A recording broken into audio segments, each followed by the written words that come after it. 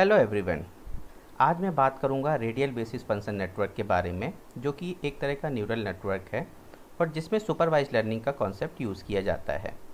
इस वीडियो में मैं सबसे पहले आपको बेसिक इंट्रोडक्शन दूंगा रेडियल बेसिस फंक्शन नेटवर्क के बारे में। देन हम ये बात करेंगे कि रेडियल बेसिस फंक्शन है क्या, किस पर्पज़ के लिए यूज़ किया जाता है। साथ ही हम ये भी देखेंगे कि गॉसियन पोटेंशियल फंक्शन का यहाँ क्या यूज़ है।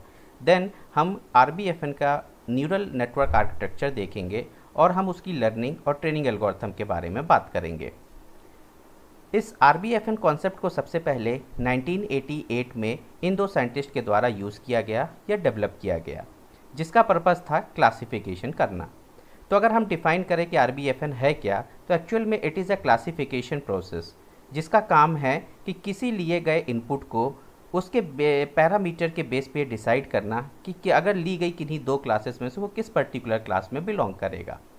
इसके लिए अपने न्यूरल नेटवर्क को हमें सबसे पहले ट्रेन करना होता है। इस ट्रेनिंग प्रोसेस के दौरान सिस्टम को ये लर्न कराया जाता है कि जो भी डेटा इनपुट हमारे पास में है वो किन दो क्लासेस को बिलोंग कर रहा है और किस पर्पस से, यानी किन फीचर्स का यूज़ करके वो किस क्लास को बिलोंग करेगा। इट मीन्स इस ट्रेनिंग प्रोसेस के दौरान ये सिस्टम लर्न करेगा कि जब भी कोई नया इनपुट आए तो उसके फीचर्स या पैरामीटर्स को चेक किया जाए और उन बेसिस पे ये डिसाइड किया जाए कि वह डेटा किस क्लास को बिलोंग करना चाहिए। ये जो ट्रेनिंग प्रोसेस होती है, उसके बाद हमारा RBFN नेटवर्क एक तरह से प्रोटोटाइप क्रिएट कर लेता है हर पर्टिकुलर क्लास को। इसको हम अगर टेक्निकल भाषा में समझें तो जो सिस्टम है आफ्टर ट्रेनिंग वो हर क्लास के लिए कुछ सेट ऑफ पैरामीटर्स बना लेता है और जब भी उसे कोई नया इनपुट दिया जाता है तो वो उस नए इनपुट को उस पर्टिकुलर सेट ऑफ फीचर्स से कंपेयर करता है और जो इनपुट जिस फीचर्स से ज़्यादा मैच करता है उस इनपुट को उसी क्लास में पुटअप कर दिया जाता है सिस्टम के द्वारा। ये जो कंपैरिजन है कि ये इनपुट के फीचर्स किस क्लास से ज़्यादा मैच कर रहे हैं, उस कंपैरिजन को फाइंड आउट करने के लिए यूक्लिडियन डिस्टेंस का यूज़ किया जाता है। एक तरह से ये यूक्लिडियन डिस्टेंस एक तरह का मेजर है, जिसका पर्पस है ये मेजर करना कि कोई आया हुआ नया इनपुट किस क्लास को ज़्यादा बिलोंग कर रहा है, उसकी जो प्रोबेबिलिटी है किस क्लास में जाने की ज़्यादा है। इस प्रकार ये RBFN क्लासिफिकेशन टूल अपनी प्रोसेस को परफॉर्म करता है। चलिए हम सबसे पहले तो ये समझें कि जो डेटा का क्लासिफिकेशन है वो किस फॉर्म में होता है। तो डेटा को जब हम क्लासीफाई करते हैं तो उसके लिए एक प्रोसेस होती है लीनियर क्लासिफिकेशन और एक दूसरा क्लासिफिकेशन कहलाता है जिसको हम नॉन लीनियर क्लासिफिकेशन कहते हैं। तो सबसे पहले हम समझते हैं कि आखिर ये लीनियर सेपरेबिलिटी है क्या। तो अगर हम माने कि जो डेटा का डिस्ट्रीब्यूशन है as per the feature space 2D space में हुआ है और हमारे पास में दो टाइप का डेटा है, plus and minus. It means हमारे पास जो डेटा है उसमें से कुछ डेटा पॉजिटिव है और कुछ डेटा नेगेटिव है। अब हमें क्या करना है कि हमने उस डेटा को इस 2D स्पेस में डिस्ट्रीब्यूट कर दिया इस तरीके से। हम हमारा डेटा इस x और y प्लेन में यानी टू डायमेंशनल स्पेस में डिस्ट्रीब्यूटेड है। Now we want to make a difference between positive and negative data. It means हम क्या करना चाहते हैं कि हम इस डिस्ट्रीब्यूटेड डेटा को अलग करना चाहते हैं, जिसमें पॉजिटिव डेटा एक क्लास को पूरा का पूरा पॉजिटिव डेटा एक क्लास को बिलोंग करने लगे और पूरा का पूरा नेगेटिव डेटा दूसरी क्लास को बिलोंग करने लगे। इसके लिए एक सिंपल सी प्रोसेस है कि अगर हम इन दोनों डेटा के बीच में एक सिंगल लाइन क्रिएट करके इस पूरे डेटा को दो अलग अलग क्लास में तोड़ सकते हैं तो इस प्रकार का क्लासिफिकेशन लीनियर क्लासिफिकेशन और इस प्रक्रिया को लीनियर सेपरेबिलिटी कहा जाता है। ये जो लाइन बीच में खींची गई जिसके द्वारा हमने पूरे डेटा को पॉजिटिव और नेगेटिव दो अलग अलग क्लास में ब्रेक कर दिया, इस लाइन को हम हाइपर स्पेस कहते हैं, जिसका पर्पस है डेटा को सेपरेट करना लीनियरली। चलिए इसके लिए कुछ और एग्जांपल लेते हैं और समझते हैं कि लीनियर क्लासिफिकेशन कहाँ परफॉर्म होता है। हमने एंड गेट और ऑर गेट पढ़ा हुआ है। एंड गेट और ऑर गेट को देखने पे हम समझते हैं कि अगर हम एंड गेट की बात करें तो जब भी दोनों इनपुट हाई होंगे तो आउटपुट भी हाई होगा और जब कभी भी दो में से कोई एक इनपुट अगर हमारा लो होता है तो आउटपुट हमेशा लो आएगा। इस प्रकार ये एंड गेट बनता है। एंड गेट में सिंपल प्रक्रिया होती है ये देखना कि अगर दो में से कोई एक इनपुट लो है तो आउटपुट 0 कर दो और अगर दोनों इनपुट हाई हैं तो आउटपुट 1 दे दो। It means there is no need to do any other kind of calculation, जिसके लिए हमें कुछ ज़्यादा मेहनत करने की ज़रूरत पड़े या किसी अदर कैलकुलेशन या की आवश्यकता पड़े। तो इसके लिए हम सिंगल लेयर जो न्यूरल नेटवर्क होता है, जिसको सिंगल परसेप्ट्रॉन कहते हैं, इसका उपयोग करके ही सीधे सीधे इस प्रकार के डेटा को क्लासीफाई किया जा सकता है, जिसमें स्ट्रेट फॉरवर्ड एक ही कॉन्सेप्ट है कि whenever both the inputs are high then output will be high, otherwise rest of the places output will be low. Okay, अगर हम इस डेटा को रिप्रेजेंट करें एक्स और वाई प्लेन यानी 2D में, तो हमने देखा कि यहाँ पे जो आपका ये डार्क सर्कल है ये 1 को रिप्रेजेंट कर रहा है और जो ब्लैंक सर्कल है ये हमारा 0 को रिप्रेजेंट कर रहा है। अगर हम इस पूरे डेटा को इस 2D डायग्राम में रिप्रेजेंट करने की कोशिश करें तो whenever we have value 1 1 then we are getting 1। So if will talk about that place dark circle, तो यहाँ हमने देखा यहाँ x पे भी प्लेन पे भी वैल्यू 1 है, y प्लेन पे भी वैल्यू 1 है, तो दैट्स वाई ये 1 है। बाकी सारे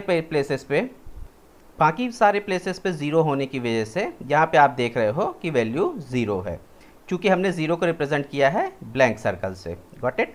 अब हम क्या चाहते हैं कि हम पूरे डेटा को 2 अलग अलग पार्ट में डिवाइड कर दें, यानी 2 क्लास में डिवाइड कर दें। पहली क्लास तो सारे के सारे इनपुट हमारे 1 हो यानी हाई हो, और दूसरी क्लास में सारा डेटा हमारा लो हो, इट मीन्स 0 हो।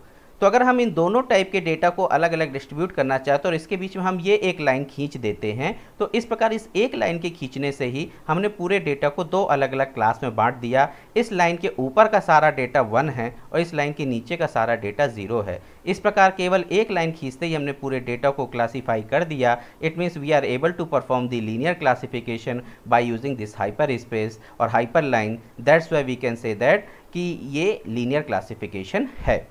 चलिए एक और एग्जांपल लेते हैं और के लिए। जब हम और की बात करते हैं तो यहाँ कंडीशन है कि whenever if any one of the input is high then output will be high, otherwise rest of the cases output will be low. तो अगर हम देखते हैं 1 1 तो 1 1 0 दैट्स वाई 1, 0 1 दैट्स वाई 1, लेकिन अगर 0 0 both the inputs are low that's why we are getting the output low. अगर हम इसको 2D स्पेस में रिप्रेजेंट करने की कोशिश करें तो यहाँ हम देखते हैं कि 1 1 पे डार्क सर्कल यानी कि 1, 0 1 पे भी डार्क सर्कल इट मीन्स 1, 0 1 पे वंस अगेन वाई एक्सिस पे 1, एंड बट 0 0 पे हमें वैल्यू 0 मिल रही है, यानी कि एक हमको यहाँ पे ये ब्लैंक सर्कल मिला जो कि 0 को रिप्रेजेंट कर रहा है। वंस अगेन अगर हम इस पूरे डेटा को एक सिंगल लाइन खींच के सेपरेट करना चाहें, सेपरेट का मतलब 2 अलग अलग क्लास में डिवाइड करना चाहें, 2 अलग क्लास कैसे बनेंगे कि एक क्लास में सारा डेटा हाई होगा और एक क्लास में सारा डेटा लो होगा। तो अगर हम ये बीच में लाइन खींच देते हैं तो इस एक लाइन के खींचते ही पूरे डेटा को हम 2 अलग अलग क्लासेस में बांट सकते हैं। इस प्रकार ये हम लीनियर क्लासिफिकेशन परफॉर्म कर सकते हैं। यानी कि एंड गेट और गेट को अगर हम रिप्रेजेंट करना चाहें तो by using a single perceptron neural network ही हम इसको डिप्लॉय करके इसका लीनियर क्लासिफिकेशन कर सकते हैं। लेकिन अगर हम एक्सॉर गेट की बात करते हैं तो चलिए हम एक्सॉर गेट में कंडीशन देखते हैं। एक्सॉर गेट में कंडीशन होती है कि if both the input are high and if both the input are low then only the output will be low, rest of the cases output will be high. तो यहाँ अगर इसको represent करने की कोशिश करें तो यहाँ पे आप देख रहे हो कि 1 1 पे 0 है, दैट्स वाई यहाँ पे ब्लैंक सर्कल है, और चूंकि 0 0 पे भी 0 है तो यहाँ ब्लैंक सर्कल है। लेकिन 0 1 या 1 0 की बात करें तो ये डार्क सर्कल हैं, चूंकि यहाँ पे दोनों जगह आउटपुट हमको 1 मिल रहा है। अब अगर हम इस पूरे डेटा को इस 2D प्लेन पे क्लासीफाई करना चाहें, लीनियर क्लासिफिकेशन करना चाहें, लीनियर सेपरेशन करना चाहें, तो क्या एक सिंगल लाइन को खींचकर इसका सेपरेशन किया जा सकता है? तो हम कह सकते हैं कि नहीं, इसका सेपरेशन एक सिंगल लाइन को खींच के नहीं किया जा सकता है। इसलिए इस प्रकार का क्लासिफिकेशन हमारा लीनियर क्लासिफिकेशन के थ्रू सॉल्व नहीं होगा। यानी कि हम इस प्रकार के डेटा को लीनियर सेपरेबिलिटी का यूज़ करके सेपरेट नहीं कर सकते हैं।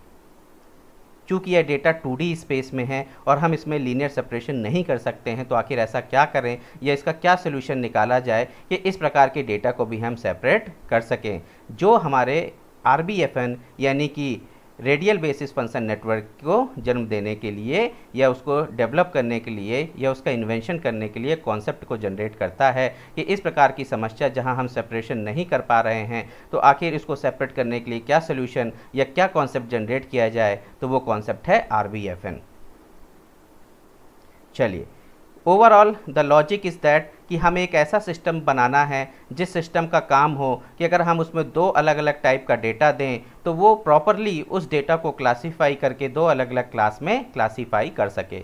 चूँकि यह एक सुपरवाइज लर्निंग कॉन्सेप्ट है, दैट्स वाई यहाँ पे सारा डेटा हमारे साथ में लेबल्ड होगा। और सबसे पहले तो उस सिस्टम को बनाने के लिए हमें सिस्टम को ट्रेनिंग प्रोवाइड करनी पड़ेगी। इट मीन्स सिस्टम को लर्न कराना पड़ेगा कि हमारे पास जो भी डेटा इनपुट आएगा वो किन दो क्लासेस को बिलोंग करेगा और वो किस क्लास को बिलोंग करना चाहिए, उसके लिए क्या पैरामीटर्स या क्या फीचर्स होने चाहिए। तो जो सबसे पहली प्रोसेस होती है वो है मॉडल बिल्डिंग, जिसमें ट्रेनिंग की प्रोसेस होती है। इस ट्रेनिंग की प्रोसेस के दौरान डेटा जो इनपुट प्रोवाइड किया जाएगा, सिस्टम को पहले से इन्फॉर्म किया जाएगा कि जो भी डेटा आ रहा है वो पॉजिटिव क्लास को बिलोंग करना चाहिए या फिर नेगेटिव क्लास को बिलोंग करना चाहिए।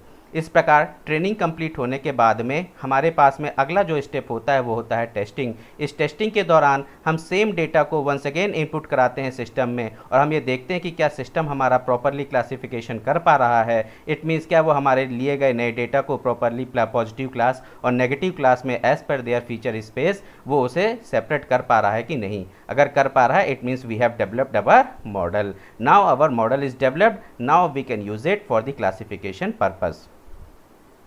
तो चलिए, the moral of the story is that कि अगर हमारे पास में कोई ऐसा डेटा है जो लीनियर इनसेपरेबल है, अगर मैं लीनियर इनसेपरेबल की बात करूं तो ये जो डायग्राम है, ये जो ग्राफ है आपको रिप्रेजेंट कर रहा है कि यहाँ पे अगर मैं इस ग्राफ की बात करूं तो इस डेटा को मैं एक सिंगल लाइन बीच में कहीं पे भी खींचकर, चाहे वो वर्टिकल हो, चाहे वो हॉरिजेंटल हो, चाहे डायगोनल हो या किसी भी डायरेक्शन से एक सिंगल लाइन खींचकर इस प्रकार के डेटा को मैं सेपरेट दो अलग अलग क्लास में नहीं कर सकता हूँ। तो इस प्रकार का डेटा हमारा कहलाता है लीनियर इनसेपरेबल डेटा।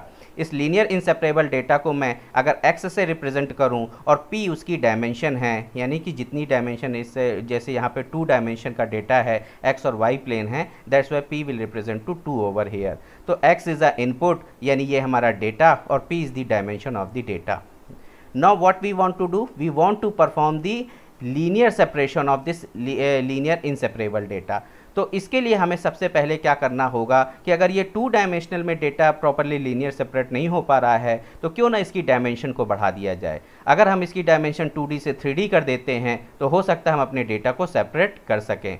तो अगर आप यहाँ पे देख रहे हो कि फाई एक फंक्शन है, इस फंक्शन का उपयोग करके हमने क्या किया, जो लीनियरली इनसेपरेबल डेटा था हमने उसको लीनियरली सेपरेबिलिटी में कन्वर्ट कर दिया। तो इट मीन्स इस फाई का कॉन्सेप्ट हो गया, इसका काम है कि डायमेंशन को इंक्रीज कर देना। तो जब हम यहाँ देख रहे हैं कि ये 2D डेटा जब 3D में कन्वर्ट किया गया तो आप इस तरीके से देख रहे हो कि ये 2 अलग अलग प्लेन में डेटा हमारा डिस्ट्रीब्यूट हो गया। इस प्रकार इस प्रोसेस को करने से अगर आप इस डायग्राम से देखो तो आप बेहतर तरीके से समझ पाओगे कि एक प्लेन में, यानी कि एक डायरेक्शन में आपका सारा डेटा नेगेटिव क्लास को बिलोंग कर रहा है और दूसरे प्लेन में सारा डेटा हमारा पॉजिटिव क्लास को बिलोंग कर रहा है। It means the overall concept is that कि इस फंक्शन का उपयोग करके हमने डायमेंशन बढ़ाई और डायमेंशन बढ़ाने के साथ ही हमने फाइनली लीनियर सेपरेबिलिटी को अचीव कर लिया। इट मीन्स इस दोनों डेटा के बीच में जैसे ही हमने इस हाइपर प्लेन को पुटअप किया वैसे ही हमने सारे डेटा को 2 अलग अलग क्लास में बांट दिया।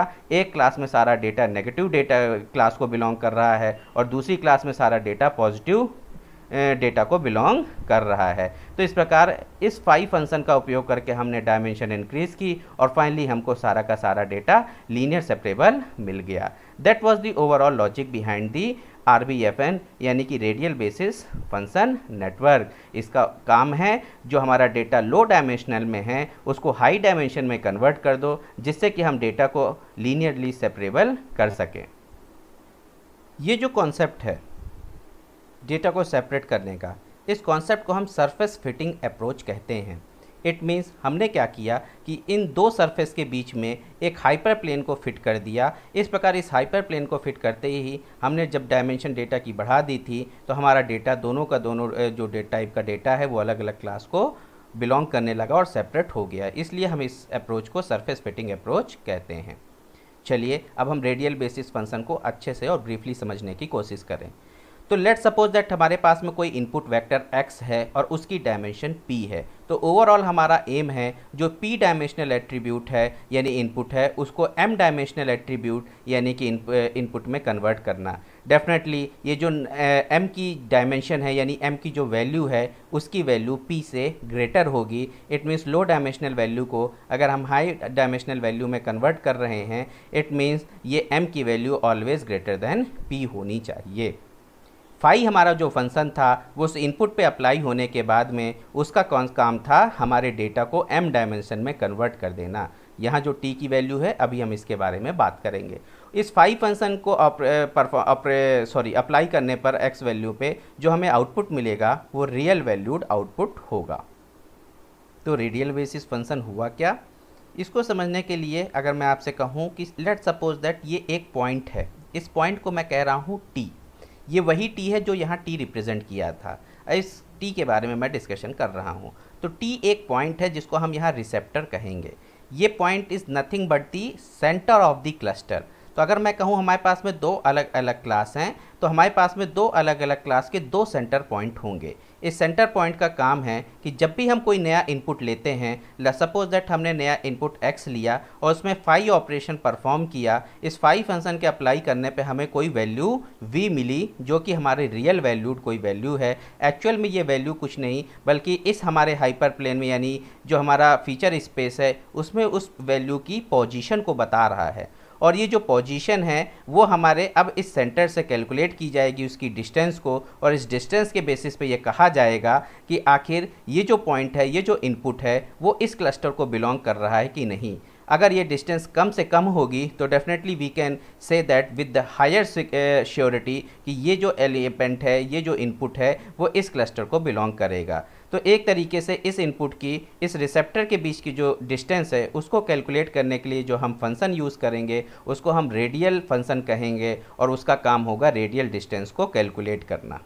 Got it. So overall the aim is that कि ये जो f5 फंक्शन हुआ उसने हमारे लिए गए इनपुट की एक पोजिशनल वैल्यू दी, जो पोजीशन हमको ये बताएगा कि हमारे जो एक्स वाई प्लेन है उसमें ये वैल्यू कहाँ एग्जिस्ट करती है। और उसके बाद में हमें उस इनपुट के लिए एक क्लस्टर के जो सेंटर पॉइंट है जिसको हम रिसेप्टर कह रहे हैं उससे हम बीच की डिस्टेंस कैलकुलेट करनी होगी, और उस डिस्टेंस के बेस पे हम ये कह पाएंगे कि ये इनपुट दिए गए क्लस्टर को बिलोंग करेगा या नहीं करेगा। तो इस प्रकार अगर हम देखें तो ये क्लस्टर क्रिएट हो गए, और इस क्लस्टर्स के क्रिएट होने के बाद में जहाँ पे हम देख सकते हैं कि अगर ये पॉइंट इस पहले सर्कल के अंदर होता तो we can say that with higher surety कि ये जो इनपुट हमारा है ये इनपुट इस क्लस्टर को यानी कि इस क्लास को बिलोंग करेगा विद हायर श्योरिटी। और अगर ये इस सर्कल के बाहर है तो वी कैन से दैट कि हाँ वो इस क्लस्टर को बिलोंग तो कर सकता है लेकिन उसकी प्रोबेबिलिटी थोड़ा सा कम है। तो चलिए हम और फंक्शन को डिप्लॉय करके देखते हैं, और नहीं सॉरी एक्सॉर को। तो इस एक्सॉर में आप देख रहे हैं कि जहाँ 0 0 था वहाँ वैल्यू 0 है, 1 1 पे वैल्यू 0 है, 0 1 पे वैल्यू 1 है एंड 0 1 पे वैल्यू 1 है। यही हमारा एक्सॉर फंक्शन हो गया। अब इस एक्सॉर फंक्शन को हम देखते हैं कि अगर हम अपना कॉन्सेप्ट यूज़ करें RBFN का तो क्या हम इसको लीनियर सेपरेबल कर पाएंगे। तो जो हमारा फाई फंक्शन है उसके जो फंक्शन इक्वेशन है वो ये है exponential of -r² upon 2 rho square. यहाँ पर रो जो है वो मीन है, एज वेल एज r जो है वो that is nothing but the distance in between receptor as well as the input value. Got it. So इसको करने के लिए हम दो रिसेप्टर लेते हैं यानी कि दो क्लस्टर लेते हैं, और दो अलग अलग क्लस्टर यानी दो क्लासेस के अलग अलग सेंटर पॉइंट्स हैं। पहला सेंटर पॉइंट ये पहला 0 है जो कि 0 0 पे है, और दूसरा सेंटर पॉइंट यानी दूसरा रिसेप्टर इस 0 पे है जो कि 1 1 पे है। अब हमें क्या करना है, हमें ये वैल्यू इस फंक्शन में अप्लाई करनी है और पुटअप करनी है, और इसके बाद में हम नई जो पोजिशनल वैल्यू है उसको कैलकुलेट करेंगे। इसके लिए हमने ये माना कि 2 रो स्क्वायर की जो वैल्यू है वो इक्वल्स टू 1 है, अभी हम उसको कंसीडर नहीं कर रहे हैं। तो दैट्स वाई ये जो हमारी इक्वेशन हो गई e⁻⁻1 x माइनस टी, जहाँ x हमारा इनपुट है और t हमारा रिसेप्टर है और उसका स्क्वायर। तो चूंकि हमारे यहाँ पर हमारे पास में दो रिसेप्टर हैं दैट्स वाई हमें ये दो बार इस फंक्शन को कैलकुलेट करना पड़ेगा, φ1 और φ2। φ1 रिसेप्टर 1 के लिए कैलकुलेट किया जाएगा और φ2 रिसेप्टर 2 के लिए कैलकुलेट किया जाएगा। तो यहाँ हमने देखा कि जब हमने ये वैल्यू अप्लाई कर दी इस पे, यानी हमारे इनपुट था 0 0 0 1 1 0 एंड 1 1।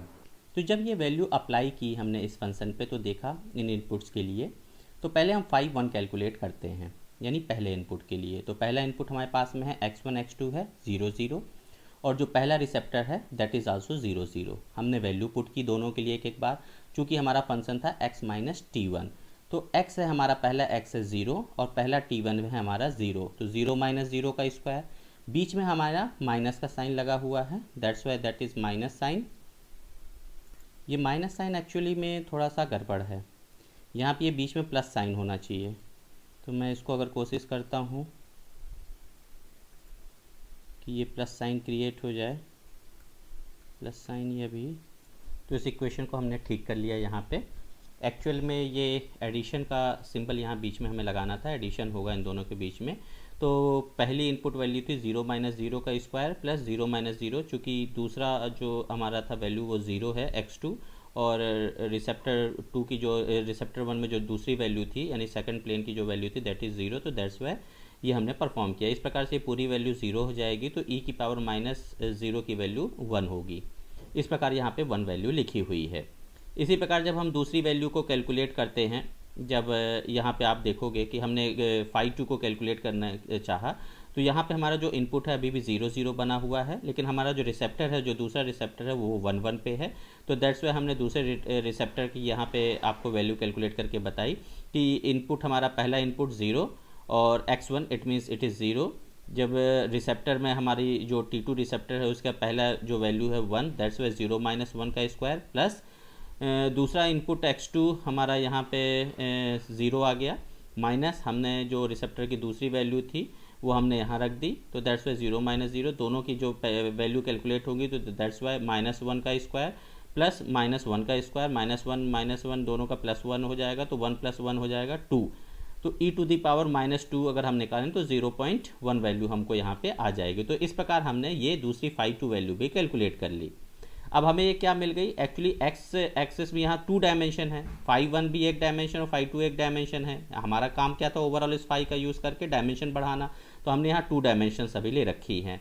तो पहली डायमेंशन में वैल्यू आई है 1, इट मीन्स एक्स प्लेन में 1 एंड वाई प्लेन में 0.1। तो दैट्स वाई इस तरीके से हमने ये बाकी वैल्यू भी कैलकुलेट की। नेक्स्ट टाइम पे ये जो 0 0 है यहाँ पे इनपुट आपका 0 1 हो जाएगा, फिर हमारा रिसेप्टर की वैल्यू वही 0 0 एंड 1 1 रहेगी, और इसी तरीके से हम कैलकुलेट करेंगे तो बाकी की वैल्यू भी कैलकुलेट की जाती है।